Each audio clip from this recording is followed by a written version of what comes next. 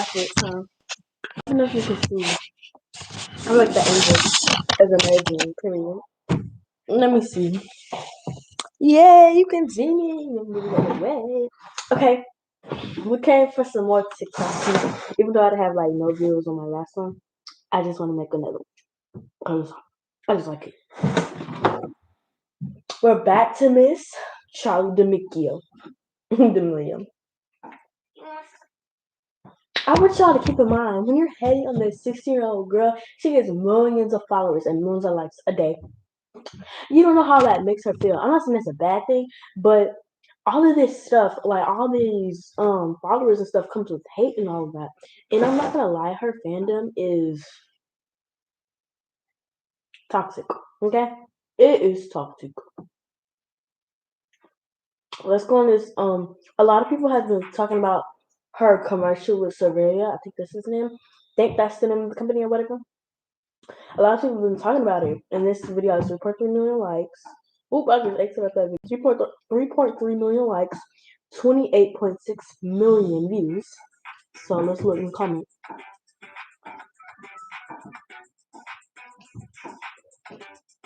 Look, let me turn down. It says her hype. I don't know if you see that comment there. It said her hype, and basically with the thing that went like that. Like her hype is going down. And someone, her child, someone part of her fandom said, "Quick question: why are you people running FPS? I think that means fan pages dreams when they say today that what the heck? I don't even know how to read it. Like all of the Duncans are literally coming for the haters, and I mean I guess so." It's just crazy how a 6-year-old can get like the most followers in the world. Like people didn't even know you can get these many followers. Like I know I sure didn't. I know her notifications be busting. It be busting. It really do. Oh, one thing I'm gonna notice this. A lot of people have been like skinny shaming her, saying that she is so skinny, all of that. And she is skinny, but you don't have to say that. Like you look at her, you know she's skinny, but you don't have to comment that. Look, she went from wearing tank tops and crop tops and all that. You see tank tops to wearing all these hoodies, but so she won't show her body. You see things like that. Y'all don't understand. 8.7 billion likes. That is crazy for a teenager. And let's hop on Tony Lopez's case. Oh my god. I'm sorry. He has 22.7 million followers, 1.0 billion likes. His videos don't even get 1 mil anymore. But as I know, he was accused of grooming teenagers, underage girls, and doing nudes and stuff like that. And things like that.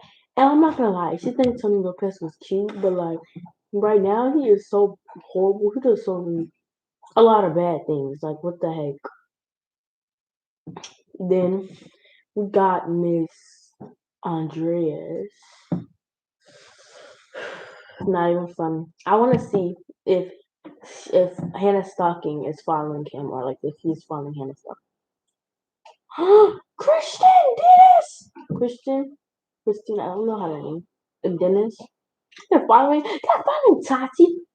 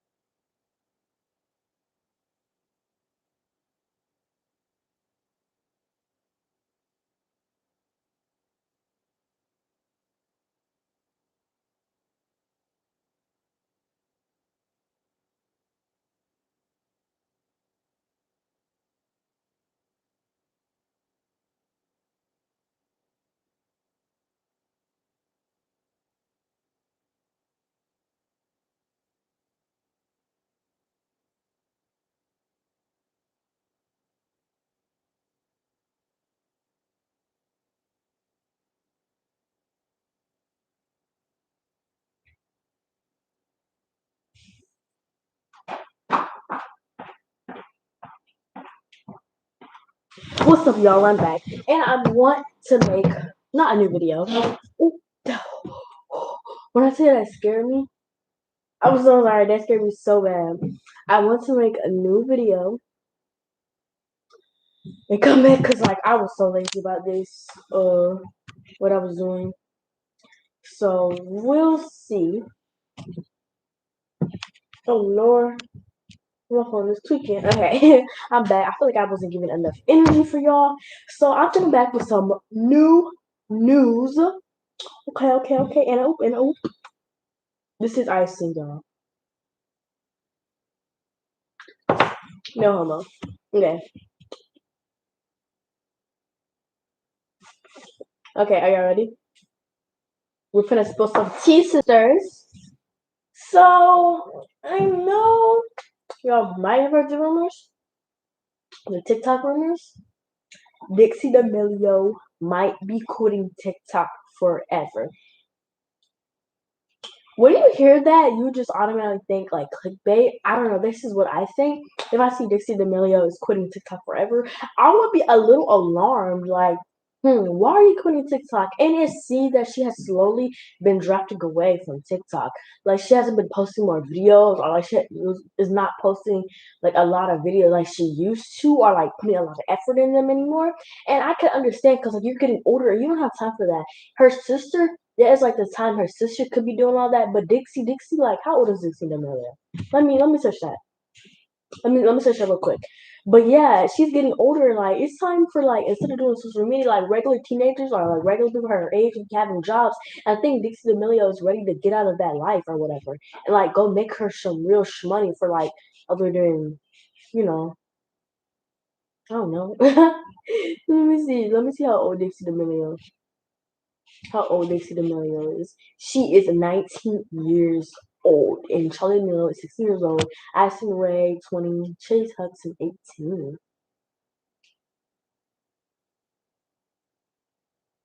But yeah, like I said, these ages are totally young. Like people like this, they're basically just graduating college.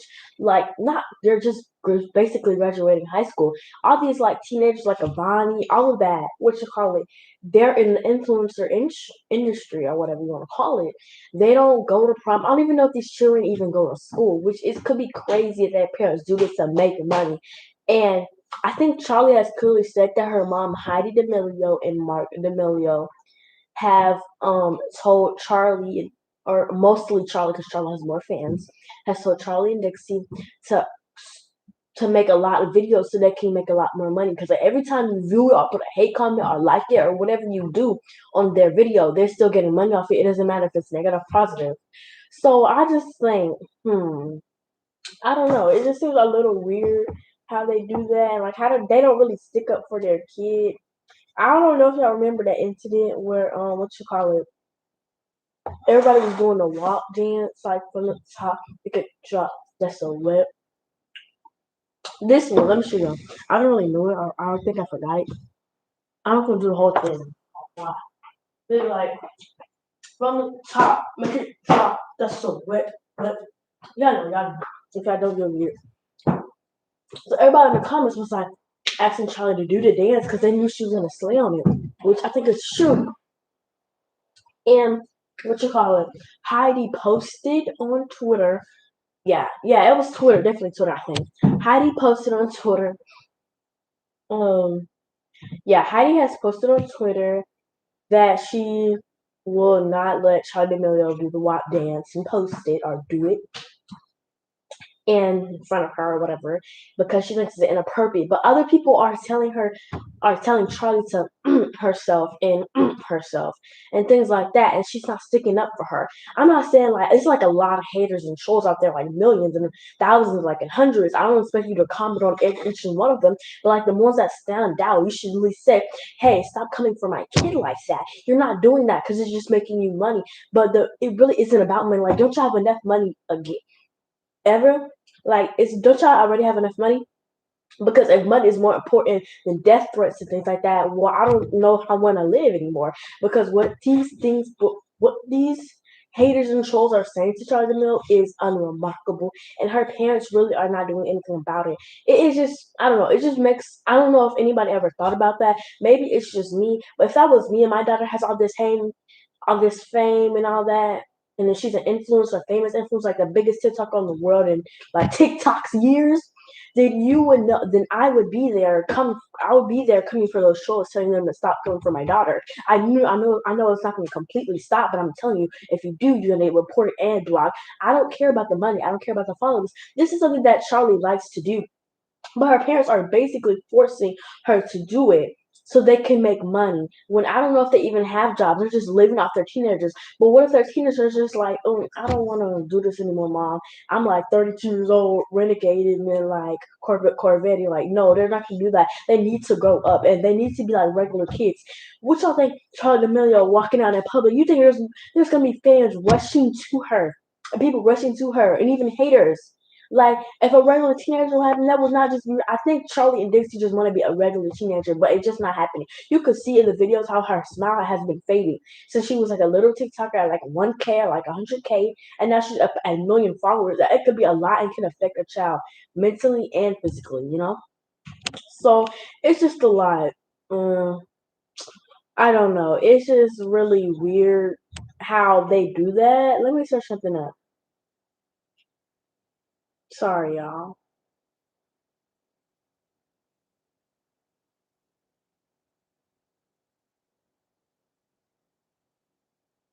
Oh, do y'all know it's snowing outside?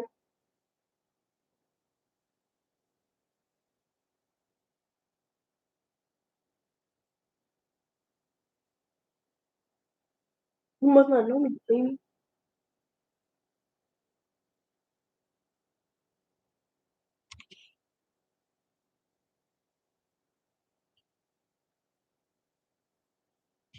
Okay. What I'm about to show you is actually really disturbing and a lot of that. So we all know Trisha Paytas has done blackface or cultural appropriation in many different races. She has done cultural appropriation against Hawaiians, I don't know how to say that, but Filipinos and things like that, and African Americans. So I'm gonna show you this picture of where she was blackfacing. I don't know if you can see that, but that is Trish. She is not doing that. Is not what she's doing is just terrible. It's not even like, oh my gosh, it's just weird. And look, James Charles. So when they were like beefing, which like they're kind of always beefing, James Charles put this and said, "Okay," like as sarcasm. If you don't get it, then you're just a little slow. NGO, NGO, NGO. Let's look at the video. I'm surprised you guys have been took it down because I know I was YouTube took it down. Personal. For you. She's very soulful. Like listening to it, I like thought it was like a black girl. Like, and I'm not saying that to be racist, but there's a lot of soul in her voice. And I actually downloaded this probably 2 years ago with an accent. So this is the Mercy remix.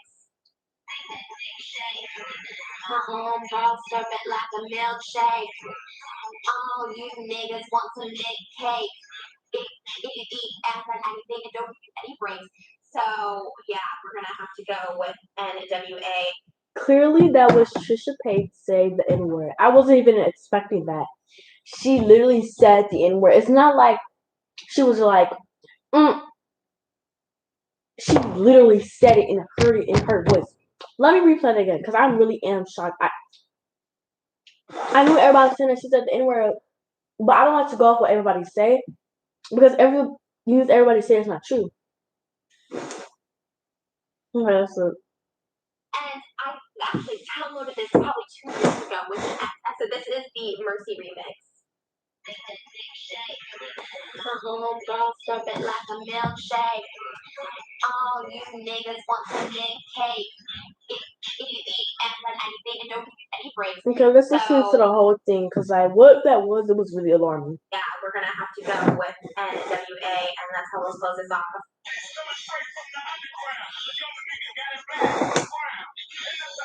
She literally just lip synced the N word. Like it's not hard to like be like a young from the underground. Look at this. Look at that. To go with NWA, and that's how we'll close this off.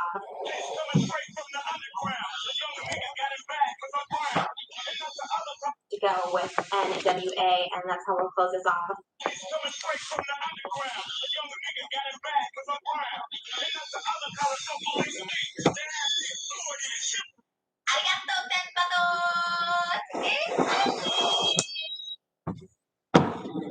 I know y'all saw her.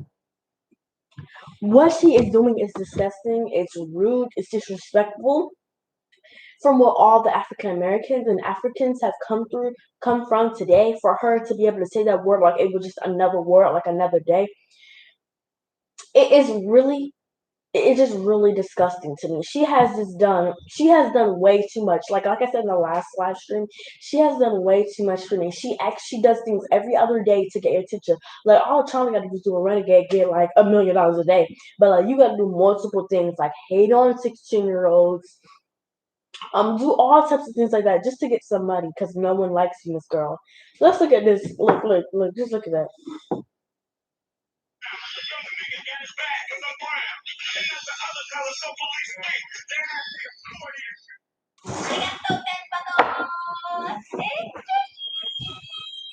That's right, Japanese pop star Trishy. This is my first YouTube ever, but it's not gonna be my last. No. This is only my first of many YouTubes. Japanese. She is basically blackfishing and acting like she's Japanese when she clearly isn't. And whatever accent or whatever she's trying to give off or whatever is really. I feel like I'm not paying attention, but I am paying attention.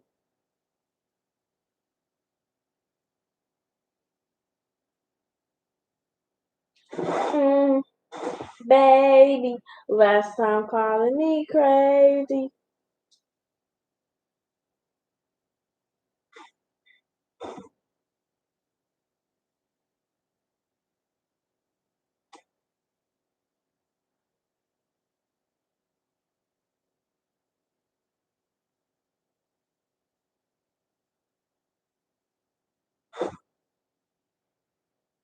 Oh, Rainbow dog boots. Look at them. well, sorry, y'all. I did not mean to press that.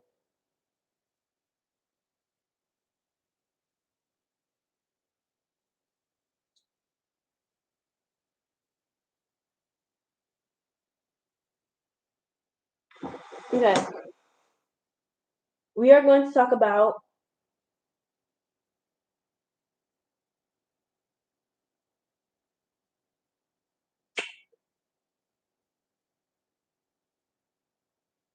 we are going to talk about blackface now, which is really sad.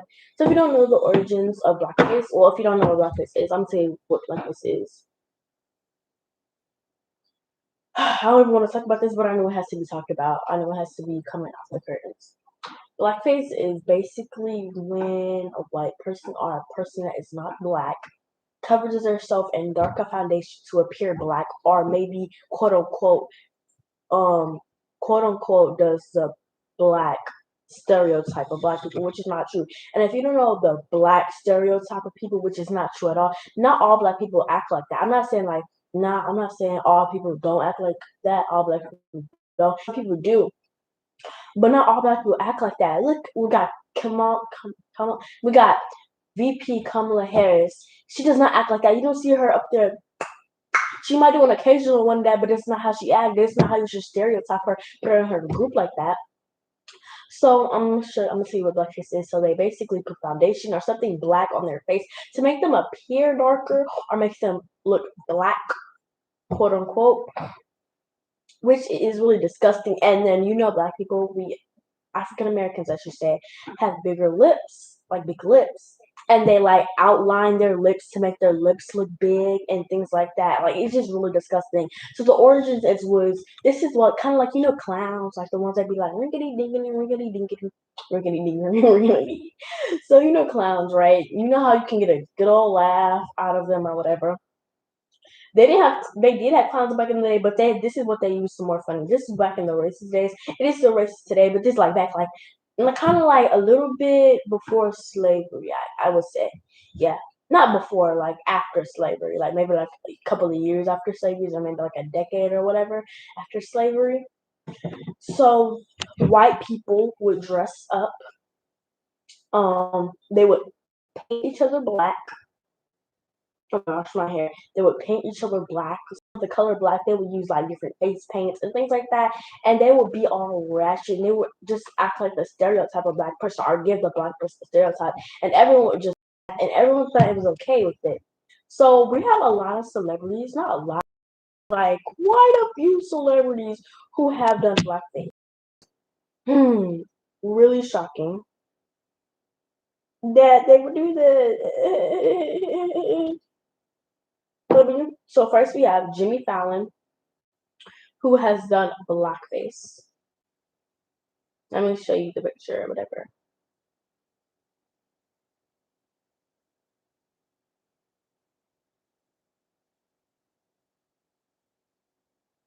Okay, not her, but I don't know if you can see him right there. Let me see. I think that's him. Yeah, they did blackface.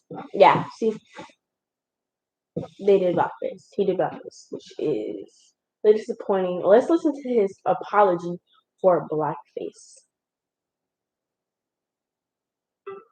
You know what's making Sarah's migraine worse? Okay, let's table that. But you know what? Now Jimmy read some Fallon is in comments. hot water over a resurfaced SNL sketch. In a clip that aired on the show in 2000, the TV host can be seen wearing blackface while impersonating comedian Chris Rock.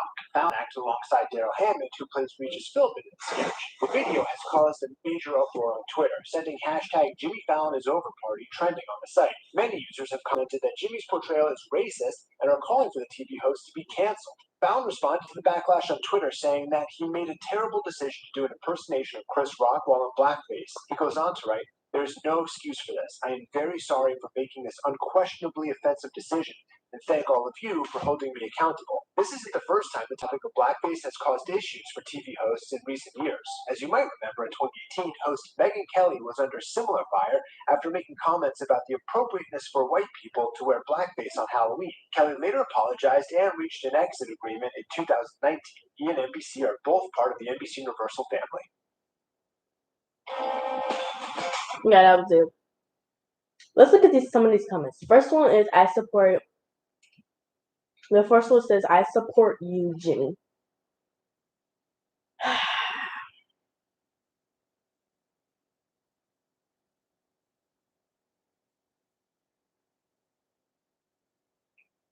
Now let's look at this one. This is probably clickbait. It says JoJo Siwa accused of using blackface in the music video. Let's look at this. What's up, you guys? It's Susan Morak with Clever News. And JoJo Siwa has clapped back after being called out by fans for allegedly using blackface in her latest music video. Alright, so in case you missed it, people started questioning JoJo after the music video for her latest single, Non-Stop, dropped on June 19, 2020, which in case you forgot is Juneteenth. Juneteenth is a holiday celebrated every year on June 19th, commemorating the abolition of slavery in the United States in 1865. So some fans were upset right off the bat that JoJo chose to upload her video that day instead of delaying it out of respect. The video has a Greatest Showman circus vibe with many of the dancers dressed up as animals and other circus acts. And fans took issue with the fact that the video featured an 11-year-old white dancer in what appeared to be blackface makeup, portraying a contortionist monkey. You can see the dancer briefly in these two clips, but she isn't on screen very long. So here are a couple of screenshots of the dancer's makeup for JoJo's music video. And here's a picture of JoJo with the dancer who posted then deleted this photo with JoJo from set. It's not hard to see why a lot of people were triggered by that makeup. People were particularly mad and concerned as just a few days before the video dropped, JoJo took to her social media pages to show her support for the Black Lives Matter movement, writing, quote, "Black Lives Matter. Today they do, yesterday they did, and forever they will. As they should. Everyone is equal and everyone is human. No matter your color, size, sexuality, if you're a good person, which is all that matters, I will stand by your side forever." So many of JoJo's fans took to Twitter to share their anger and concern about the dancer in JoJo's video, writing, quote, "Why is there a little girl in blackface in JoJo Siwa's music video?" Another wrote, "Not gonna lie, I was starting to stand JoJo Siwa, but never mind because she's deleting comments about BLM and uploaded a music video with blackface on Juneteenth. And this person added, Jojo Siwa has a girl doing blackface in the new music video for Non-Stop. Hashtag Jojo Siwa is over party. Others tried to defend Jojo, writing things like, I'm confused. She isn't blackface, she's dressed as a monkey, which many people pointed out is equally offensive. And Jojo finally took to Instagram to seemingly respond to the backlash, without specifically mentioning the girl in her music video though, but saying that she was blocking the haters on social media. Jojo shared this photo, writing, quote, this is for all the people I blocked today. Peace out, Girl Scout. This is my Instagram, and anyone who is going to be mean is not going to be allowed on here. People are bossing me around, telling me who to follow, what to post, what to like, what to say, what to do, everything. It's not about what you do on social media, it's about what you do in real life. Jojo continued on saying, quote, I said it best when I was 12. Hide behind the screen because they're just so mean. But we don't play it like that. We don't even fight back. And now this is for everyone who is being kind right now. Thank you. Also, side note, people went to my dog's Instagram. My dog to hate on me. Iconic. As we mentioned, Jojo didn't specify if she was talking about the music video hate in particular, but many fans were not here for this dismissive post. If it was in fact Jojo's response to the blackface allegations. One person shared Jojo's post and wrote, quote, F her, she stands behind putting an 11-year-old girl in basically blackface makeup, and it's even worse that Lily was monkey. F Jojo Siwa. Another person chimed in saying, quote, so, Jojo, care to explain why you still haven't reached out to apologize about putting an 11-year-old into blackface makeup, and then, instead of apologizing, blocked everyone who commented, including your supporters? And this person simply wrote, she needs to address the blackface. Yet others still defended Jojo, writing things like, a majority of Jojo's followers likely don't understand blackface, and maybe she hasn't found a way to address it yet. I can't speak for her, I don't tolerate racism in any way, but I think Jojo is not racist at all. We're all entitled to our own interpretations. Jojo hasn't spoken out again about the backlash or the music video since her last post, and the music video is still up on her YouTube channel. We will keep you guys posted if she speaks out on this again and addresses the music video specifically. But for now, Oh, Is your I did hair not ready mean to for click anything? that. Suave's new pink line with amino acid complex primes hair from the inside out for curlable. Okay. I think that's enough, but we're gonna look at one more. This isn't blackface, I don't think, but this is my favorite person. Not favorite, but she's a character on Grey's Anatomy, Catherine Heigl. I don't know. And this is an interview that ruined her career. Sense because she improvised halfers. In March 2019, Katherine Heigl made headlines when she was cast as the lead in the new CBS comedy Our House. According to Variety, this is the first time the actress has been cast in a television comedy.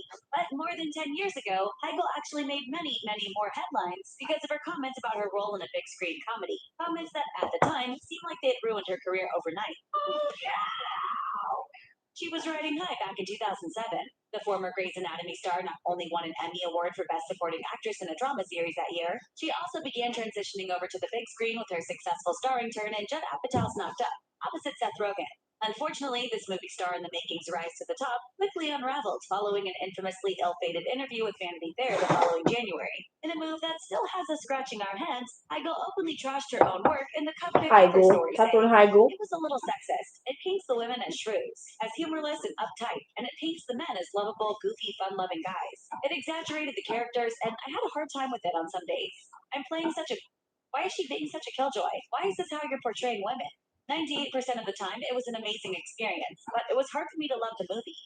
Given the beloved flick's undeniable success with audiences and critics, Heigl's candid comments sparked immediate backlash. For their part, Apatow and Rogen both chimed in on the matter during a joint interview on The Howard Stern Show in 2009. The fan-favorite writer-director admitted that he was confused over Heigl's comments, saying, we never had a fight. Seth always says, it doesn't make any sense because she improvised halfers. You think at some point I'll get a call saying, sorry, I was tired, and then the call never comes. Meanwhile, Rogen felt Heigl's criticisms were hypocritical, considering the portrayal of women in her follow-up rom-com, The Ugly Truth. You have two people, the saint and the sinner, the librarian and the stripper. Soon after proving her A-lister clout between Knocked Up and Grey's Anatomy, Heigl also began to burn bridges in TV land after shockingly withdrawing her name from Emmy contention in 2008. The actress released a statement at the time saying, I did not feel that I was given the material this season to warrant an Emmy nomination. And in an effort to maintain the integrity of the Academy organization, I withdrew my name from contention. Understandably, Grey's showrunner Shonda Rhimes was insulted by Heigl's remarks, and later said in an interview with Oprah Winfrey, On some level, it sung, and on some level, I was not surprised. Now, show you who they are. Meanwhile, Heigl and Seth Rogen have since appeared to end their alleged feud. During an interview with Howard Stern in August 2016, the comedy actor looked back fondly on his experience working with Heigl, saying, "As we were making the movie, honestly, I was like, I would make a dozen movies with her. I was having a really good time. And then when I heard afterward that she didn't like it, that she seemed to not like the process, and she did not like the end product either. I think when that happens, your trust feels somewhat betrayed." However, Rogen's compassion for his former co-star's subsequent plight has seemingly grown over the years, as he continued, "I respect the fact that perhaps she realizes it has hurt her career, and I don't want that to have happened to her at all." Heigl has since expressed regret for saying anything at all in that fateful Vanity Fair spread. In fact, Heigl told Howard Stern in 2016 that she went to therapy to deal with the stress of her, quote, difficult reputation. She later responded to Rogen's kind remarks while speaking with The Hollywood Reporter, saying, "I think that he's handled that so beautifully, and I just feel nothing but love and respect. And it was so long ago at this point, I just wish him so much goodness, and I felt that from him too." Well, if Heigl and Rogen can bury the hatchet, perhaps there's still hope for her reputation in Tinseltown. Check out one of our newest videos right here. Plus, even more Nikki Swift videos about your favorite stars are coming soon. Subscribe to our YouTube channel and hit the bell so you don't miss a single one. It's your boy Deals literally comment on my stuff. Hey, it's your boy Deals. Hey. I'm gonna say something now. And see what he thinks.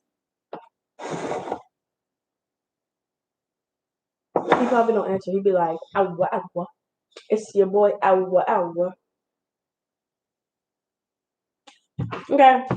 Bye, guys. I'm gonna go ahead and end the stream. So, I'm gonna go ahead and end the stream or whatever. So, bye.